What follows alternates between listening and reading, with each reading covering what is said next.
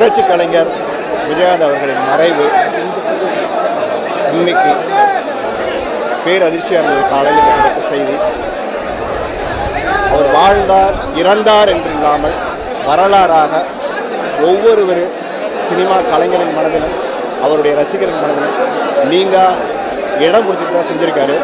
எனக்கு இன்னும் ஞாபகம் இருக்குது, நான் சின்ன வயசில் பழனியில் ஷூட்டிங் வந்திருக்கும் போது நான் எங்கள் அண்ணா எல்லாம் அவரை பார்க்க ரூமுக்குள்ளே போகும்போது என்னை பக்கத்தில் இழுத்து என்னோடய நெஞ்சு பாக்கெட்டில் வந்து ஒரு வயிற்றில் ஒரு பாக்கெட் இருந்தது, அதை அப்படியே கையில் பிடிச்சி இழுத்து என்னை பக்கத்தில் இழுத்துக்கிட்டு கையை உள்ளே விட்டுட்டு என்ன ஒன்றுமே இல்லை அப்படின்னு சொல்லி என்னை கேட்டார்.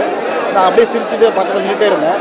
இன்னும் புதுசாக வந்து இங்கே ஒரு பாக்கெட் வச்சுருக்கேன் அப்படின்னு கேட்டார். தெரியல, வீட்டில் வாங்கி கொடுத்தாங்க அப்படின்னு சொன்னேன். அவர் என்னை விஷ் பண்ணிவிட்டு நல்லா படிக்கணும் அப்படின்னு சொல்லி கேட்டு ரொம்ப வாழ்த்து எனக்கு அனுப்பிச்சார். இன்னும் அந்த நினைவு பசுமையாக இருக்குது. முதல்ல நான் கார்டு எடுக்கணும்னு சொல்லி நடிகர் சங்கம் வந்த போஸ்ட்டில் நான் போய் கேட்கும்போது அவர் அங்கே என்னை பார்த்துட்டு நடிக்க ட்ரை பண்ணிட்டுருக்கேன், என்ன பண்ணிட்டு படம் பண்ணிட்டுருக்கா, ஒன்றும் பிரச்சனை இல்லை, எடுத்துக்கலாம், நீ தைரியமாக போயிட்டு வா அப்படின்னு சொல்லி நம்பிக்கையோடு என்னை அனுப்பிச்சி விட்டாரு. இன்றைக்கி அவர்னால் படித்தவங்க எத்தனையோ ஆயிரம் மக்கள் இன்றைக்கி அவர் நிறைய பேர் படிக்க வச்சுருக்காங்க. நேற்று கூட சந்திக்கும் போது நிறைய பேரை ஷேர் பண்ணுறாங்க. ஒரு மனிதன் வந்து தன்னுடைய தேவையை தாண்டி மக்கள் சேவைக்காகவே வாழ்ந்து இன்றைக்கி மறைஞ்சு போயிருக்காரு. அது தமிழ் திரையுலகத்திலும் சரி, நடிகர் சங்க பிரச்சனையிலும் சரி, பொதுமக்களுக்கும் சரி, அவர் சாகிற வரைக்கும் நான் இந்த மக்களுக்காக தான் சாவேன் அப்படின்னு சொன்னார்.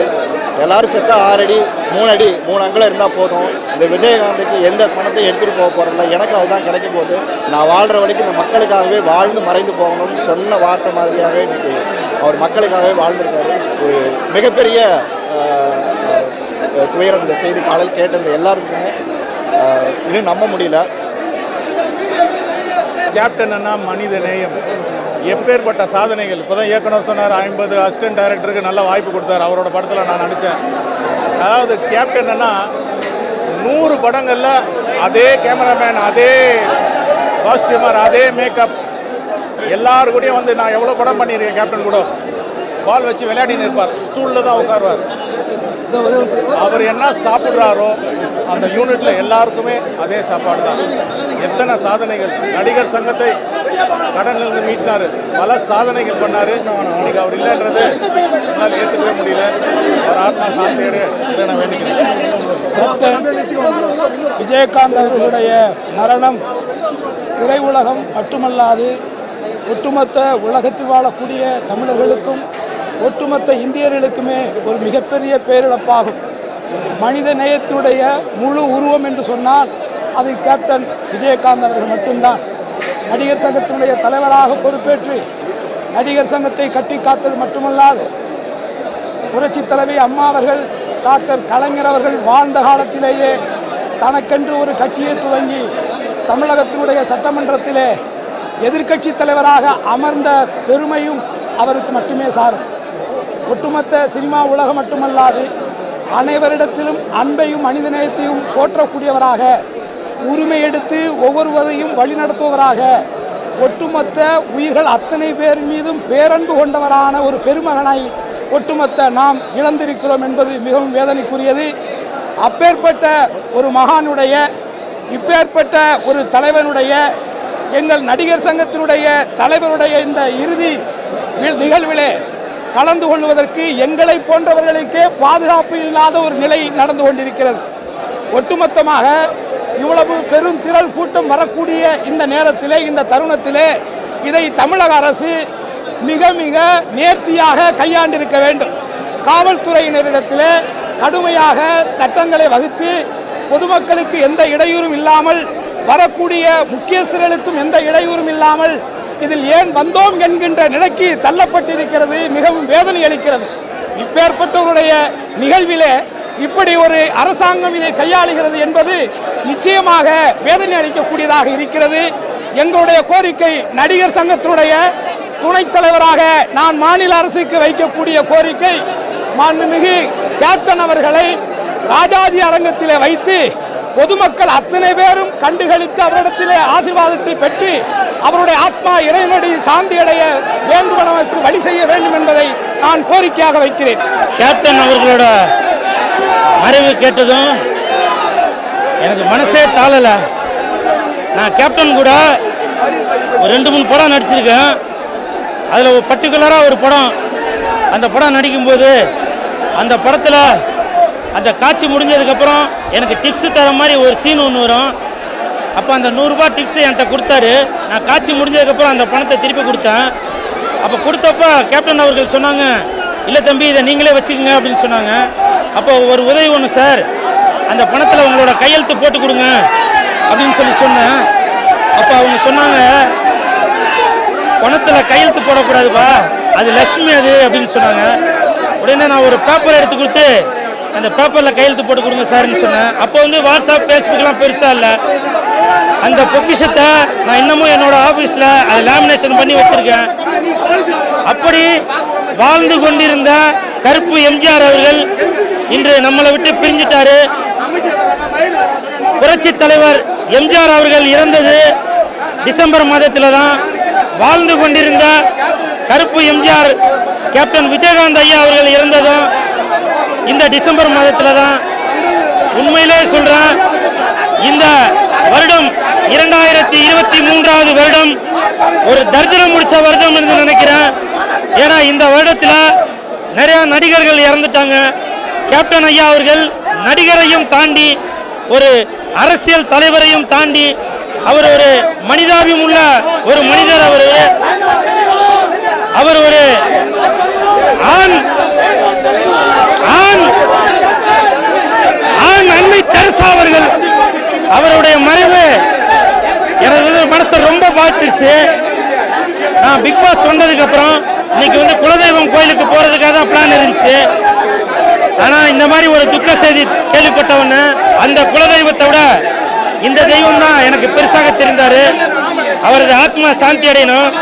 உதாரணத்துக்கு பாருங்க, அவருக்காக மலர் வளையம் எடுத்துட்டு வந்த அந்த மலர் வளையம் அவருடைய பாதத்திற்கு வர முடியாத அளவிற்கு கட்டு கலங்காத கூட்டம், அவ்வளவு கூட்டம். கேப்டன் சார், உங்களுடைய பாதத்திற்கு இந்த மலர் வளையம் வர முடியாவிட்டாலும் நீங்கள் செல்லும் வழியெல்லாம் இந்த மலர் வளையம் கண்டிப்பாக உங்களது ஆத்மா சாந்தி அடையும். கேப்டன், நீங்க இன்று மறைந்து விட்டாலும் பலரது மனதில் நீங்க வாழ்ந்து கொண்டிருக்கிறீங்க. கேப்டன் சார் இறந்து தமிழ்நாடுல உலகம் பூராமே ரொம்ப துயரமான ஒரு செய்தி. இதை நான் கேட்டு ரொம்ப அதிர்ச்சி அடைஞ்சேன். எனக்கு ஒரு பொன்னான வாய்ப்பு, அவருடைய கடைசி படம் டைரக்ஷனில் நான் நடித்தது சகாப்தன்ங்கிற படம். அவருடைய சன்னு தான் எனக்கு மாப்பிள்ளையாக வந்திருந்தார் படத்தில். அந்த அனுபவம் வந்து 20 days நான் அவர் கூட இருந்தது மறக்க முடியாத ஒரு நிகழ்வு. அவர் வந்து ஷூட்டிங் ஸ்பாட்டில் கரெக்டான அந்த டைம், கரெக்டான ஈவினிங் ஆனால் முடிகிற டைம் எல்லாமே ரொம்ப பஞ்சுவலாக பண்ணுறாரு. அவரால் தமிழ்நாடு மக்கள் எல்லாம் பசி பட்டினி இல்லாமல் நிறைய பேருக்கு அவர் உணவளிச்சிருக்காரு. அவருடைய காலேஜ் ஆண்டாள் அழகர் காலேஜில் 2000 பேர்த்துக்கு தினமும் சாப்பாடு, உடை, படிப்பு எல்லாமே பண்ணி கொடுத்துருக்காரு.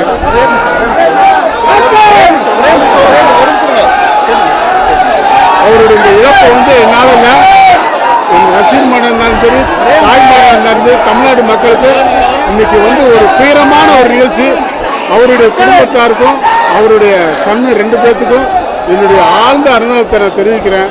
இல்லாமல் இறைவன் அவரை நல்லபடியாக அவர் ஆத்மா சாந்தி அடைய இல்லாமல் அவரை நல்லவனா இருக்கலாம், ஆனா ரொம்ப நல்லவனா இருக்கக்கூடாதுன்னு சொல்லுவாங்க. ஆனா நம்ம கேப்டன் வந்து ரொம்ப ரொம்ப நல்லவரா இருந்தார். அதனால்தான் அவர் காசு பணமா தான் இன்னைக்கு வந்து இவ்வளோ கோடான கோடி மக்கள் அவருக்காக தொடர்ந்து நிற்கிறாங்க. அவர் வந்து சின்ன வயசுல நல்லா தெரியும், ஒரு 4-5 படம் அவரோட நடிச்சிருக்கேன். அவர் வந்து ரியல் லைஃப்ல நிஜ ஹீரோ. அவருக்கு நடிக்க தெரியாது, அரசியல்லையோ இல்லை நிஜ வாழ்க்கையிலையோ. அவரோட ஆசை நிறைவேறாம அவர் போயிட்டாருன்னு நினைக்கும் போது ரொம்ப வருத்தமா இருக்கு. இவ்வளோ நல்லவருக்கு இவ்வளோ சீக்கிரம் இது நடந்திருக்கவே கூடாது. ஏழைகளோட சாமி சரிஞ்சிருச்சுன்னு நான் நினைக்கிறேன். அவரை இனிமேல் நம்ம பார்க்கவே முடியாதுன்னு நினைக்கும் போது ரொம்ப கஷ்டமா இருக்கு. ஆனா நம்ம பார்க்கலாம். நம்ம ஒவ்வொருத்தரும் கஷ்டப்படுறவனுக்கு ஹெல்ப் பண்ணி எதையும் எதிர்பார்க்காம இருந்தா அவங்க கேப்டன் தெரிவார். நம்ம எல்லாருமே பசியோடு இருக்க ஒருத்தருக்கு சாப்பாடு போட்டு அவங்ககிட்ட அந்த நன்றியை எதிர்பார்க்காம இருந்தா அவங்க கேப்டன் தெரிவாருன்னு எனக்கு தோணுது. அதனால கேப்டனோட புகழ் வந்து என்னைக்குமே கலைத்துறை இருக்க வரைக்கும் வாழுன்றது தான்